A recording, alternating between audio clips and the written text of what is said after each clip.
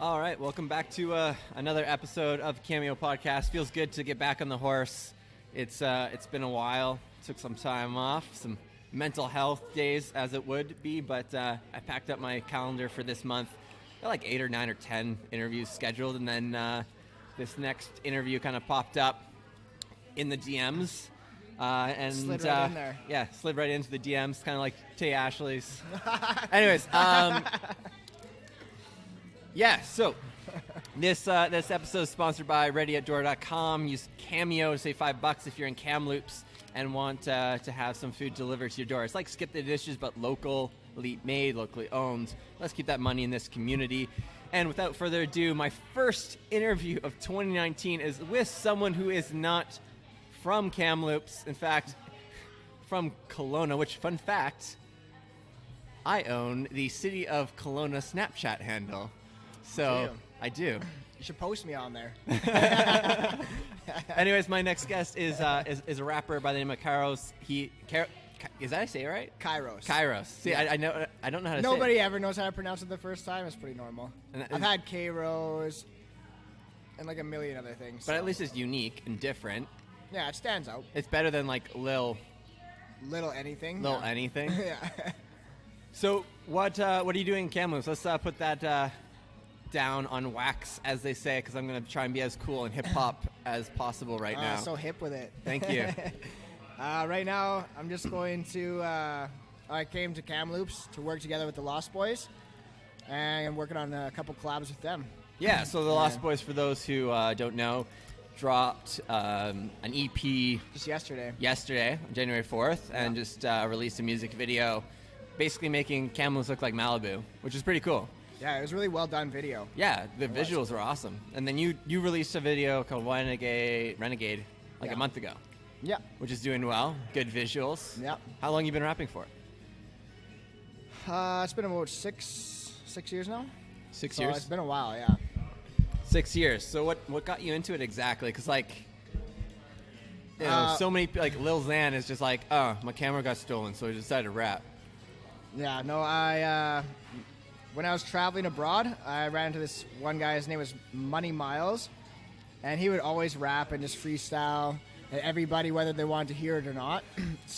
And he wasn't very good, or at least I didn't think so. So I was like, I can do better than him. Why don't I give it a try? Nice. So I picked up a pen and started writing music, and I was way worse than he was for a period of time. So that's like 7 years ago. So it's like 2012. Yeah, about around there, yeah. Around there. 2012 is when I dropped my first mixtape, so maybe it was the year just before that, yeah. Okay. What influences were you listening to at that point? Lots of like boom bap, old school stuff, Kanye West, Joe Budden, Slaughterhouse, that was like my go-to. Slaughterhouse. I don't know them. Joe Budden. And I don't know Joe Budden, believe it or not. Oh, really? Like his name, I just started hearing in the last couple weeks. He has his own podcast. Yeah, I hear it a lot about it a lot. I just haven't tuned in. Yeah. I watched some of his videos. I haven't listened to the podcast, but he's pretty entertaining. Okay. I like Charlemagne the God. I'm listening to one of his books right now. Charlemagne the God, yeah. Yeah. He's good. I idolize him a bit, kind of like Ed the Sock. And we were chatting about media just before, and media certainly feeds into like this entertainment, arts, and culture side of things. Where do you think you fit into like the culture of BC hip hop? Because like that's where we met. We met through the BC Underground Hip Hop Forum, forums, yeah. Which is always like the joke of hashtag for the culture, right? And you're one of the moderators somehow. I am somehow. Yeah. I swooped in there and got it. I'm kind of Rivka. Come on. Yeah, I don't know why he decided it was a good idea to give me that position, but he even gave it to DP, so... Yeah, but DP's... I don't know. He makes good memes. He makes good memes, and he's been around for a long time, as far as I can tell. I'm not originally from BC, so it's kind of funny that I'm now the moderator of a BC Underground Hip-Hop Forum, but... Where are you from? I'm from Saskatchewan. From Saskatchewan. But, yeah, since I've lived here, I've put a lot into the community and to help build it and grow, and... This is where I've really been making waves anyways, so. And when did you start battling? Because, like, I watched one of your battle raps, Yeah, which one? Who's that against? I can't remember. Like, the people, rap names are so hard. Like, and especially for just like, I know. Just for like trying to find someone in like Instagram, whatever it be, it's like, make it easy for me, please. Yeah. But you were like standing on some sort of stage in a bar, and it was like a square. It looked like a boxing ring. Oh, just like my last one, then against Surreal, probably. Yeah, it was Surreal. In the nick of time, man. Where I did the tag in with Jaws. Maybe you I don't think I watched the whole thing. I'll be honest. Okay, that's the best part. I have a problem with like attention. That's the problem. Is battles are like 20 to 30 minutes long, and it requires a lot of attention to sit through a whole one. So, how many people actually show up to these battles? Quite a few. I actually helped run the battle league in Kelowna called BVB, and so BVB, check us out on Facebook, YouTube, all that. And we usually get, I say, between 80 to 150 people come out to the shows. Yeah, that's a lot. It is quite a bit. Yeah, it's battling's a whole different beast. It's really electric energy in the building. Watching it back on camera is nice, but it's never the same as actually being live for an event. So totally, yeah, it's kind of like watching Eminem's latest video, right? Like, there's that level of theatrics because that's Hollywood. Yeah. It's hard to capture and put it on YouTube, which is where, King of the Dot exploded. Yeah. Where is King of the Dot? Do they still exist, really? Yeah. Like is battle rapping still as big as it was back in, like, 2012? And, like, I'd say it's at least equally as big, yeah, if not grown.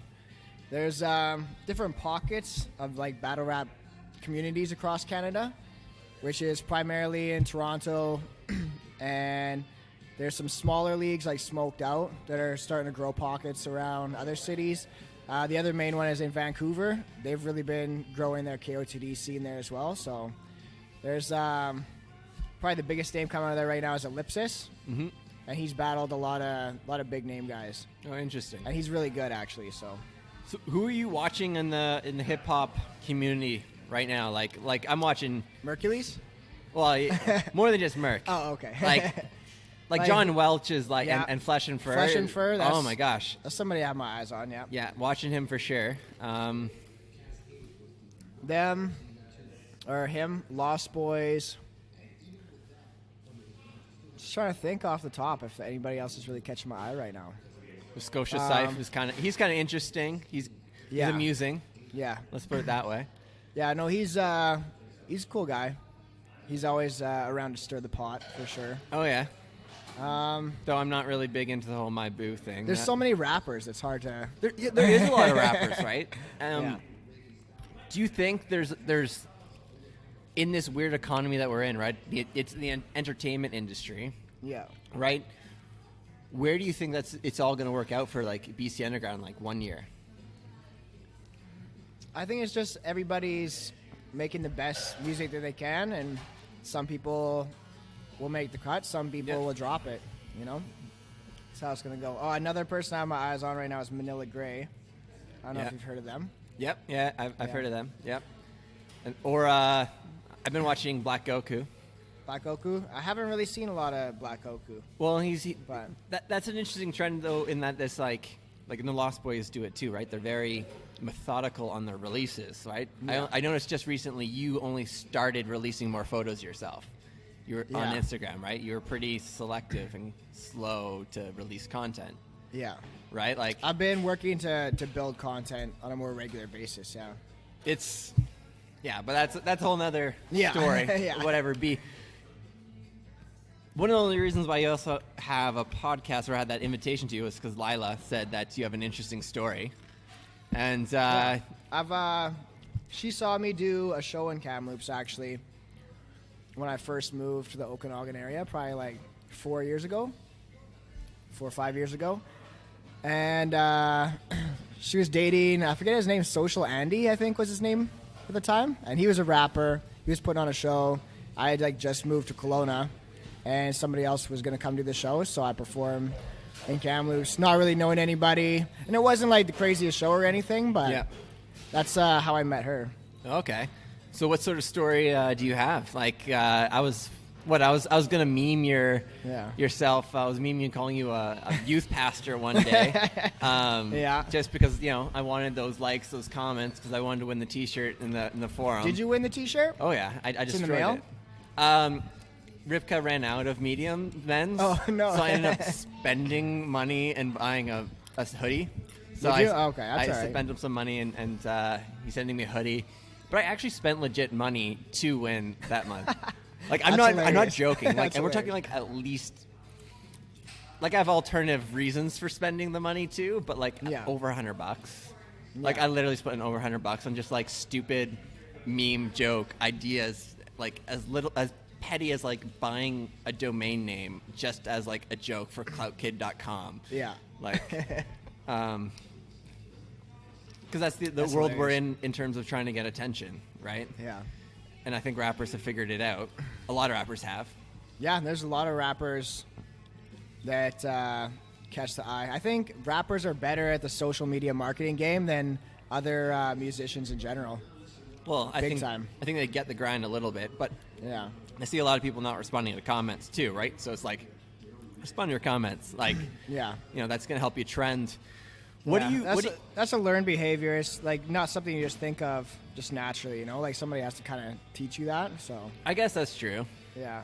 It's kind of like just if someone says hi or 'Cause waves to a someone. lot of wave back. rappers also have egos, so they're like, "Oh, I'm too big. I don't have to answer back to everybody." But if there's only like 5 to 10 people commenting, it's not that hard, right? So Yeah, but then you can look at like the story of like the American fan with Merck, right? Who Merck flew in from Detroit to, or was it? Yeah, Detroit. He flew into Detroit for New Year's Eve in Edmonton show.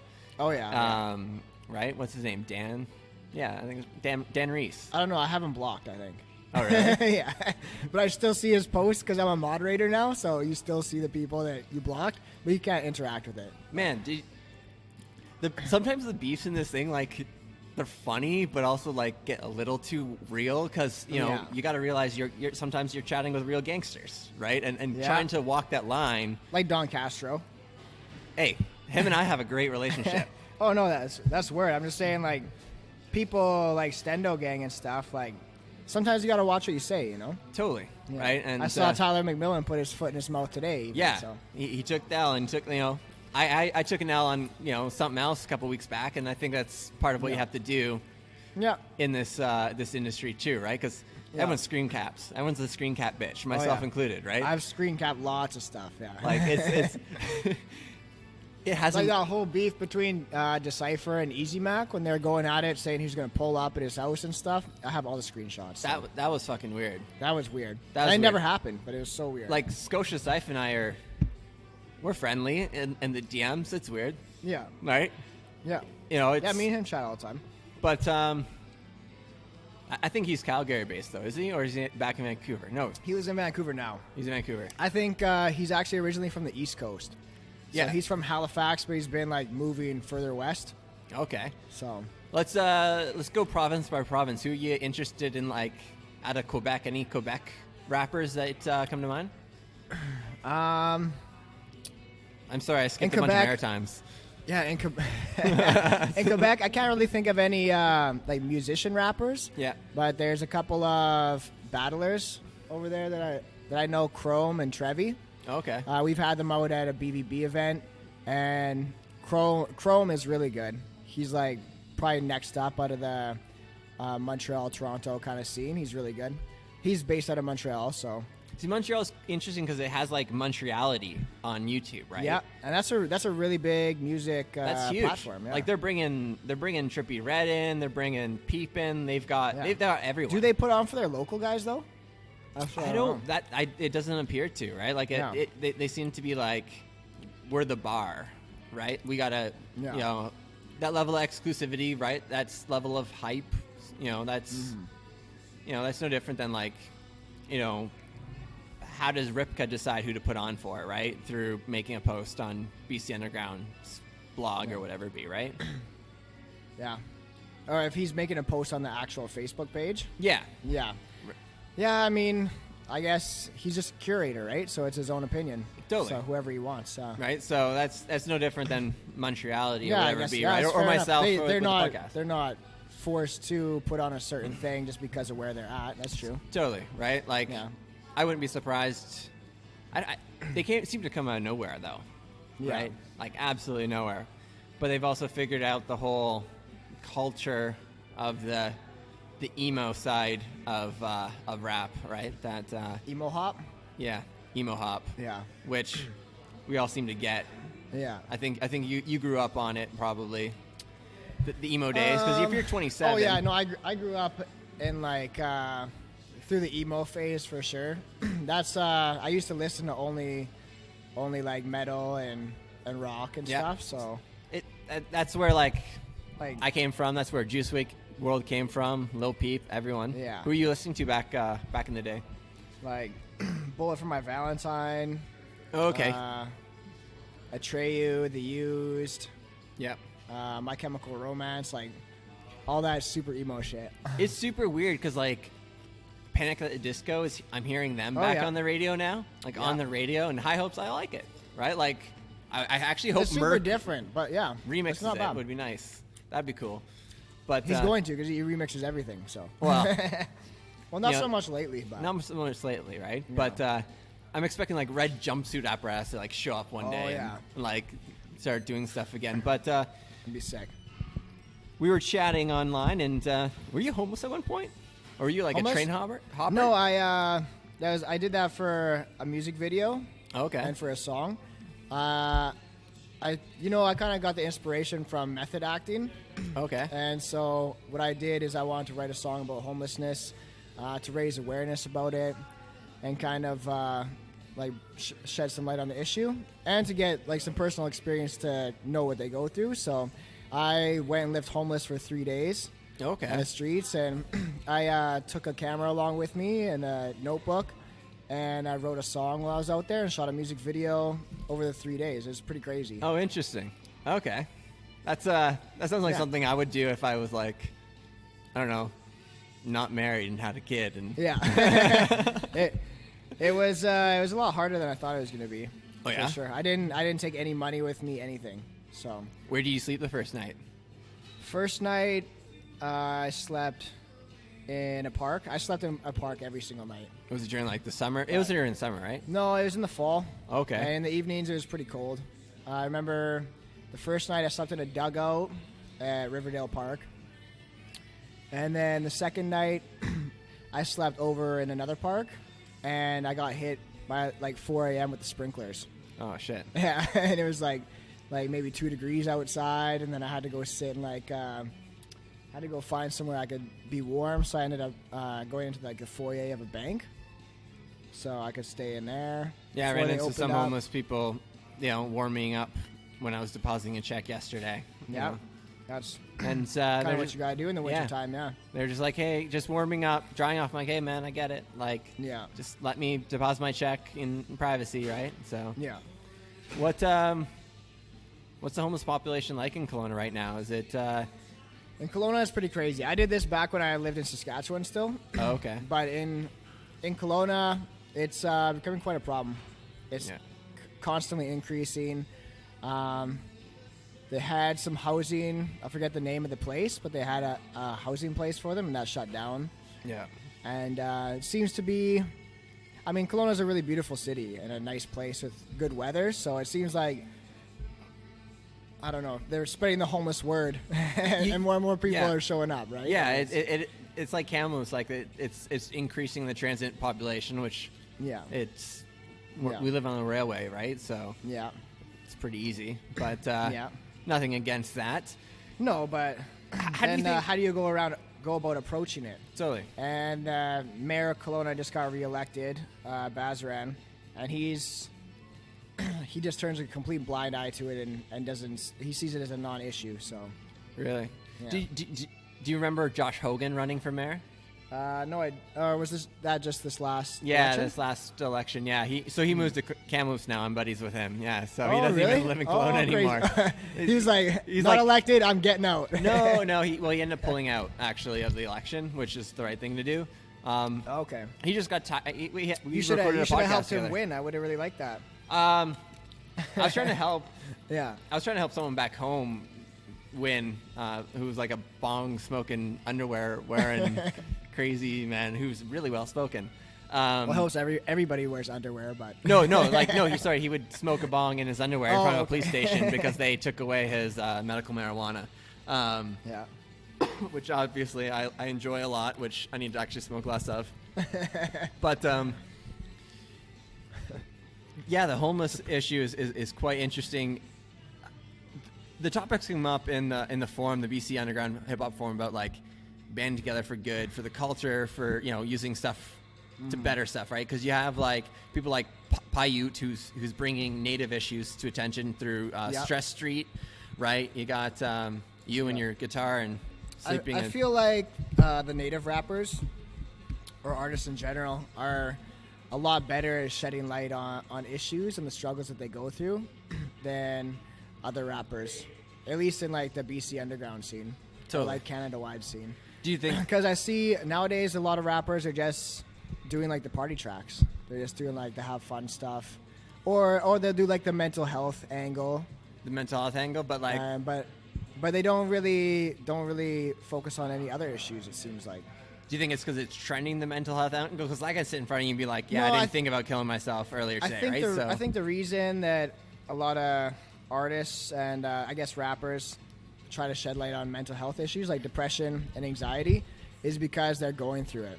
Totally. Like, to be, like, when you're an artist and you have, like, that creative mind, most of the time those people are going through those mental health struggles, so. It's been reported that, like, Einstein and, all these really famous high IQ people were all, fucked in the head. Yeah, creative minds tend to also be fucked up, yeah. So you're a creative mind who's currently going through school, trying to become an accountant. Yeah. That's not a typical rapper thing. No, it's not a typical rapper thing. Like, how do you make the jump, or when do you decide to go all in? Like, as someone who's an accountant who's clearly looking at books and numbers and stuff, right? Like, how for all these creatives who are being like, maybe I want to make a go of this. Yeah. Any suggestions on how they should like approach their books or think about approaching going all in? Like trying to take your business. Yeah, just like when trying to go as an legit? accountant, right? Like if I sat with you and was paying you a consultancy fee, and I'm bringing X amount of dollars or whatever it be. Yeah. Do you think creative should go for it, or do you think they should do like the side hustle gig like you are doing with school? And well, it really depends. And don't quote me on this because I'm not graduating from the program yet. But screen cap. But I think there's kind of a line somewhere. I guess it's kind of a gray area. You have to decide for yourself of when it's just a side hustle and when you want to turn it into an actual business. But I feel like you'll never really get anywhere or really be serious about it until you turn it into an actual business, which actually I just did a month or two ago. I registered Kairos as a business name in BC. Oh, nice. And I started doing my own books. I started bringing in income and creating bank accounts. And so I went like fully legit in getting everything set up, because when you apply for grants and stuff like that, people won't even look at you unless you have your own bank account for your artist name. Oh, interesting. So if you really want to take it serious, grants are a huge hand up, right? So they won't even look at you unless you're a registered business. Have you gotten some grants, or are you working to get some grants? That was my goal in doing that, was to get some grants. Mm-hmm. So I still haven't applied for any yet, but I'm working on it. Okay. Yeah, clearly, you're using your weekend to drive to Kamloops and cut tracks, right? You're a busy guy. Yeah.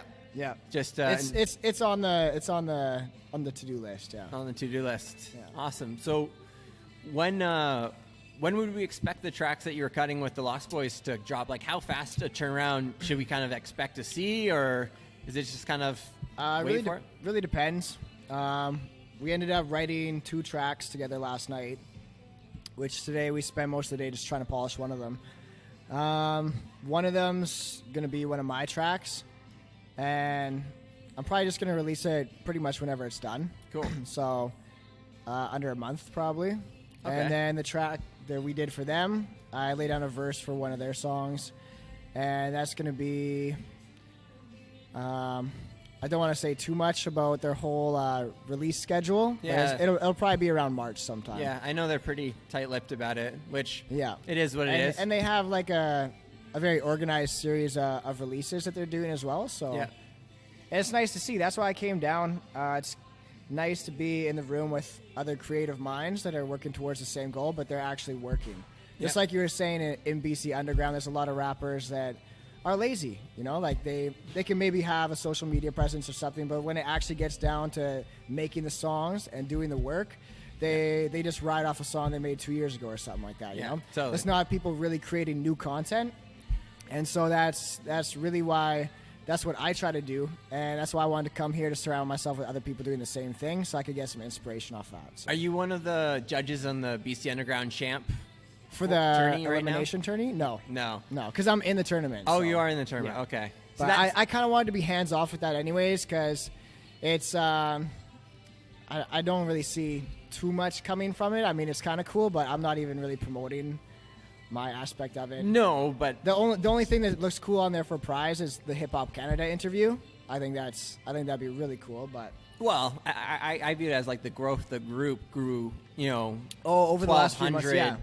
people, right? Yeah, Like, they went from, what was it, like a 16-person tournament to a 64-person tournament. Yeah. Just because they kept getting new submissions and they all want the to do time, season yeah. 2 and whatever be, right? I think it's cool. I think it really engages people. And as a mod, I see like all the new people coming to the group because they're getting invited by those artists, and it's really growing the community. And so there's going to be a lot more eyes on stuff when we do drop it. So it's a good idea. Yeah. And as a mod, though, like, how do we walk that line of like being good accountant, businessman, father people, Yeah. and dealing with real gangsters, Yeah. right? Like and introducing people to the culture, the memes, the camaraderie that comes with it. I think that's the best part about hip-hop and its community in general is like diversity. You get like a family man like you, or somebody who's going to school like me, or people who are actually in the streets like busting guns. It's like you get this whole eclectic mixture of people, and they come together for the same cause, for music, whether they're creating or a fan of it. Yeah. And I think there's obviously lots of differences between us, but it kind of like brings everybody together a little more. As an artist, but also as someone who might not have done not an illegal thing or two in their life. Yeah. How do you balance that like world of like being true to yourself? Because we talked about like how artists are quite true to themselves, right? Yeah. But not snitching on yourself, right? Because like no one Yeah. wants to like get cuffed over some they sang about, right? Yeah. Like, how do you find that line, or how do you see that line being played out in the rap scene that you've been a part of these 8 years? It's a really fine line. Like for me personally, there's some things that I'll never talk about that Yeah. I've done, and there's like you just don't need to, Yeah. And there's and if I don't ever exaggerate or say untrue things, which is also a lot of people will just say things to be cool, or just because it sounds hot. But I specifically try not to do that. A big group of people that do that is battle rappers.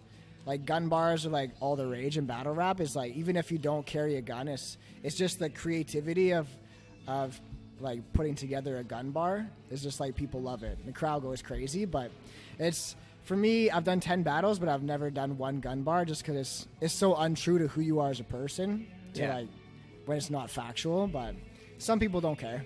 Do you think though, like people like 6ix9ine and Lil Boat and all these people are blowing up because they're being genuine who they are, or because they're just really good living memes and entertainers? Definitely just memes and entertainers. Yeah. For those guys specifically. Who do you think? Especially 6ix9ine. But I mean, he blew up because he put his whole life on social media and did all those crazy fun videos, but that's also what brought him down in the end as well. Well, he didn't though actually have social media because he always would get it shut down, right? So it's other people's social medias that he was He would borrowing send and and they using. would share, yeah. Yeah. I wonder if he made money off that, selling his videos to like a world star or something. I don't know. At some point, he probably could have. Probably, yeah. But I don't know. It's interesting to see even like XXX and Lil Peep's music still continuing to exist and collaborations. Yeah, after death. Yeah. It's very strange stuff. Well, it's different. Yeah. It's been 30 minutes. I know you're a busy guy. Anything you want to talk about? Yeah, just keep your eyes out for the Lost Boy collab. Yeah, that's coming soon. I'll be dropping another couple singles, and then I'm gonna try and drop 3 EPs this year. So 3 EPs. I'm gonna be busy. All right. Yeah. So every 4 months, I gotta all right. Yeah. Time it. Yeah. Where can people find you if they want to reach out or follow along? Any social media / official Kairos music. Kairos is spelled Kairos. Except for Twitter, because Twitter doesn't allow that many characters in the handle, so it's Kairos Music 9 over there. Yeah, for some reason, no one uses Twitter, which is a shame, because it's all journalists and politicians in Canada who use Twitter.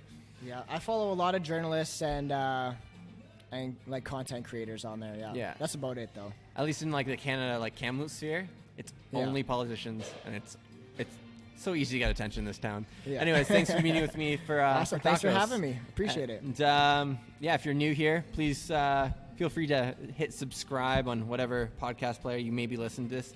If you don't know where a podcast player is, well, you can Google that shit.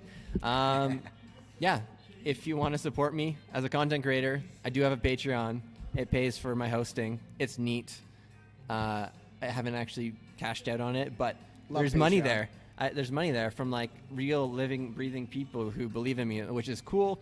And I like talking to rappers, so I'm sorry if I end up talking to a lot of rappers in the coming future. But that's part of the, I think, burgeoning arts and culture scene that will be Kamloops. And as we might see a performing arts center show up so that we can get some acts that Kelowna gets, you never know. Anyways, thanks for tuning in. Cheers. Bye-bye.